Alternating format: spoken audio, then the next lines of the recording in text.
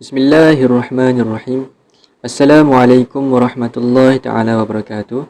Nama saya Muhammad Alif Ajak Hasnur, Bodometrik A168071. Tujuan video ini dibuat adalah untuk mengulas video daripada YouTube berkenaan pegangan Dr. Kasim Ahmad.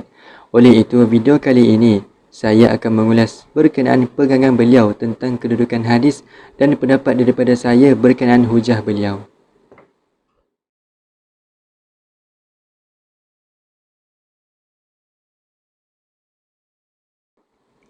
Baiklah, sebelum kita pergi dengan lebih jauh, saya ingin menceritakan sedikit sebanyak berkenaan siapakah Kasim Ahmad.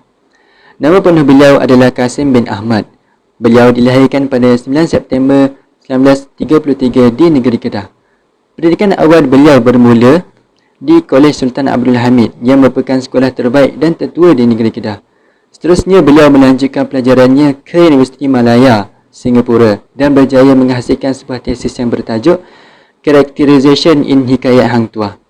Seterusnya, pada tahun 1986, beliau menulis sebuah buku yang bertajuk Hadis Satu Penilaian Semula yang menjadi kontroversi ketika itu sehingga beliau dituduh sebagai golongan anti-hadis. Hal ini kerana beliau mengkritik hadis-hadis yang bercanggah dengan Al-Quran di dalam penulisan bukunya. Akhirnya pada tahun 1995, beliau menubuhkan Jemaah Al-Quran Malaysia yang bertujuan untuk menyeru umat Islam di Malaysia dan di seluruh dunia supaya mentaati kitab Tuhan, iaitu Al-Quran.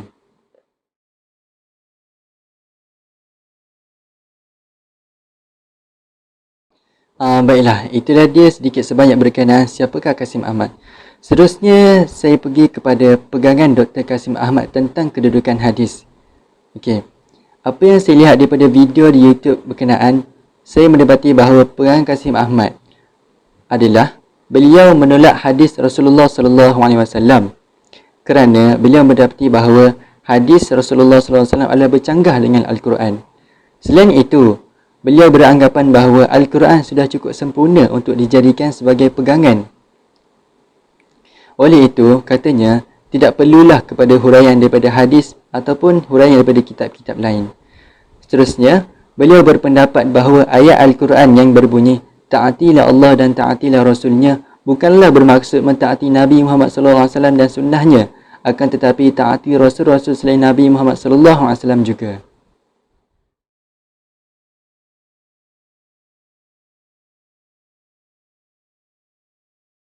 Baiklah, daripada hujah Dr. Kasim Ahmad itu tadi, apa yang dapat saya jelaskan adalah yang pertama, hadis merupakan sumber perundingan Islam yang kedua yang wajib ditaati dan dipatuhi selepas Al-Quran.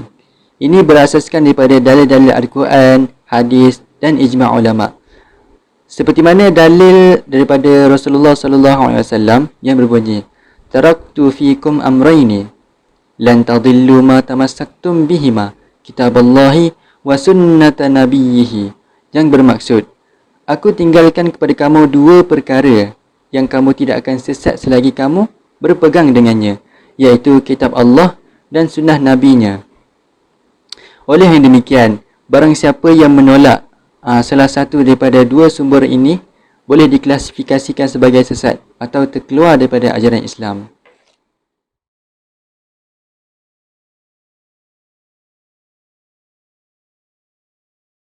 Baik, seterusnya Al-Quran diturunkan oleh Allah kepada Nabi Muhammad SAW secara mujmal, mutlak dan umum. Bukanlah secara terperinci seperti kata Kasim Ahmad itu tadi. Nabi inilah yang merupakan pentafsir kepada ayat-ayat yang mujmal, mutlak dan umum ni. Huraian dan penafsiran inilah yang kebanyakannya terdapat di dalam hadis-hadis baginda. Tanpa tafsiran ni, umat Islam tak akan dapat memahami atau melaksanakan perintah-perintah Allah yang terdapat di dalam Al-Quran ataupun tidak dapat melaksanakan ibadah-ibadah seperti yang dikehendaki oleh Allah. Sebagai contoh, solat. Dalam hadis, Nabi telah menceritakan secara detail kepada kita berkenaan bagaimana untuk solat. Tidak seperti Al-Quran. Al-Quran hanya menyuruh kita untuk solat tanpa memberitahu secara detail. Jadi, wajarkah seseorang itu hanya berpegang kepada Al-Quran semata-mata?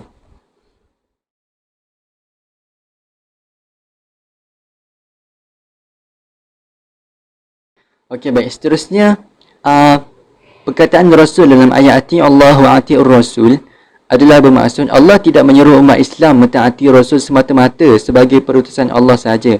Akan tetapi Allah suruh kita taat pada Rasul sebagai utusan Allah juga mencakupi dari segi perbuatan, percakapan dan sebagainya seperti yang dinyatakan di dalam hadis baginda.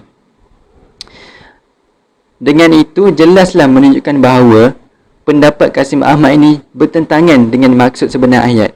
Jadi tak peliklah kalau dia dicap sebagai murtad atau sesat daripada mufti sebab beliau menolak sumber perundingan Islam yang kedua yang sepatutnya dipegang oleh umat Islam, iaitu hadis.